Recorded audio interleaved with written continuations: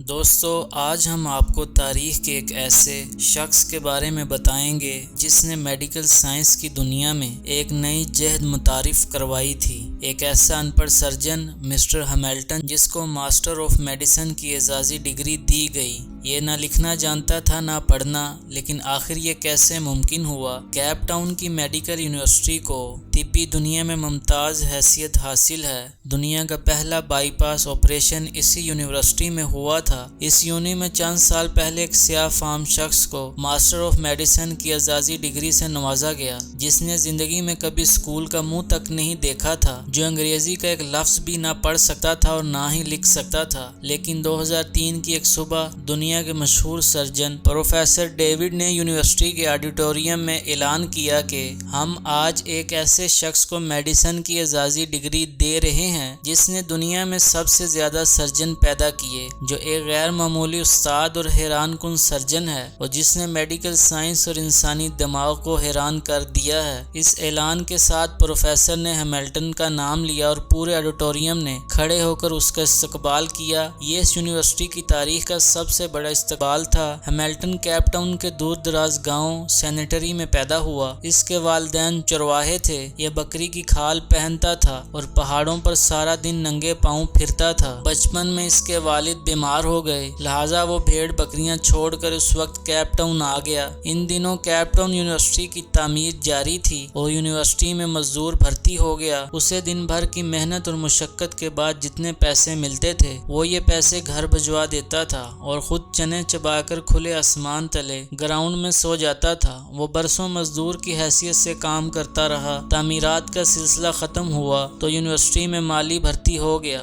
اسے tennis court کی گھاس کاٹنے کا کام ملا۔ وہ روز ٹینس کورٹ پہنچتا اور گھاس کاٹنا شروع کر دیتا۔ وہ 3 برس تک یہ کام کرتا رہا۔ پھر اس کی زندگی میں ایک عجیب موڑ آیا اور پھر وہ میڈیکل سائنس کے اس مقام تک پہنچ گیا جہاں آج تک کوئی دوسرا شخص نہیں پہنچا۔ یہ ایک نرم اور گرم صبح تھی۔ پروفیسر رابرٹ نے جو زرافے پر تحقیق کر رہے تھے وہ یہ دیکھنا چاہتے تھے کہ جب زرافہ پانی پینے کے لیے گردن جھکاتا ہے تو اسے غشی کا دورہ کیوں نہیں پڑتا۔ انہوں نے آپریشن ٹیبل پر ایک زرافہ لٹایا، اسے بے ہوش کیا، لیکن جو ہی آپریشن شروع ہوا زرافے نے گردن ہلا دی۔ چنانچہ انہیں ایک ایسے مضبوط شخص کی ضرورت پڑ گئی جو آپریشن کے دوران زرافے کی گردن جکڑ کر رکھے۔ پروفیسر آپریشن تھیٹر سے باہر آئے۔ سامنے ہی ہیملٹن گھاس کاٹ رہا تھا۔ پروفیسر نے دیکھا کہ وہ ایک مضبوط قد کاٹ کا صحت مند جوان ہے۔ انہوں نے اسے اشارے سے بلایا، اسے زرافے کی گردن پکڑنے کا حکم دیا۔ ہیملٹن نے گردن پکڑ لی۔ یہ آپریشن 8 گھنٹے تک جاری رہا۔ اس دوران ڈاکٹر چائے اور کافی کے وقفے کرتے رہے، لیکن ہیملٹن زرافے کی گردن تھام کر کھڑا رہا۔ آپریشن ختم ہوا تو وہ چپ چاپ باہر نکلا اور جا کر گھاس کاٹنا شروع کر دی۔ دوسرے دن پروفیسر نے اسے دوبارہ بلایا۔ وہ آیا اور زرافے کی گردن پکڑ کر کھڑا ہو گیا۔ اس کے بعد اس کی روٹین ہو گئی کہ وہ یونیورسٹی آتا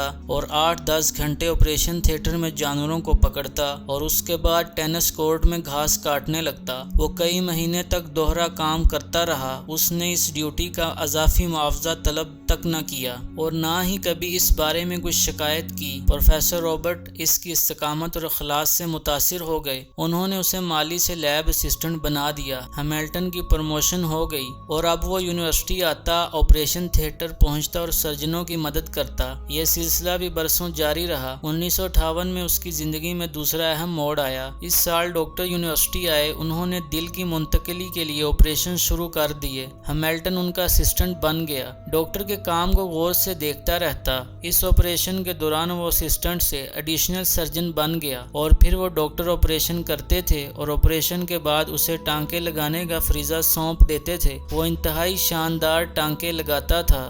اس کی انگلیوں میں صفائی اور تیزی تھی۔ اس نے ایک دن میں 50 لوگوں کے ٹانکے لگائے۔ وہ آپریشن تھیٹر میں کام کرتے ہوئے سرجنوں سے زیادہ انسانی جسم کو سمجھنے لگا۔ چنانچہ بڑے ڈاکٹروں نے اسے جونیئر ڈاکٹروں کو سکھانے کی ذمہ داری بھی سونپ دی۔ اب وہ جونیئر ڈاکٹروں کو آپریشن کی ٹیکنیک سکھانے لگا۔ وہ آہستہ آہستہ یونیورسٹی کی اہم ترین شخصیت بن گیا۔ وہ میڈیکل سائنس کی اصطلاحات سے ناواقف تھا، لیکن وہ دنیا کے بڑے سے بڑے سرجن سے بہتر سرجن تھا۔ 1970 میں اس کی زندگی میں تیسرا موڑ آیا۔ اس سال جگر پر تحقیق شروع ہوئی۔ تو اس نے آپریشن کے دوران جگر کی ایک ایسی شریان کی نشاندہی کر دی جس کی وجہ سے جگر کی منتقلی آسان ہو گئی۔ اس نشاندہی نے میڈیکل سائنس کے بڑے دماغوں کو چکرا کر رکھ دیا۔ آج جب دنیا کے کسی کونے میں کسی شخص کے جگر کا آپریشن ہوتا ہے اور مریض آنکھ کھول کر روشنی کو دیکھتا ہے تو اس کامیاب آپریشن کا حصہ براہ راست ہیملٹن کو چلا جاتا ہے۔ ہیملٹن نے یہ مقام اخلاق اور استقامت سے حاصل کیا۔ وہ 50 برس کیپ ٹاؤن یونیورسٹی سے وابستہ رہا۔ ان 50 برسوں میں اس نے کبھی چھٹی نہیں کی۔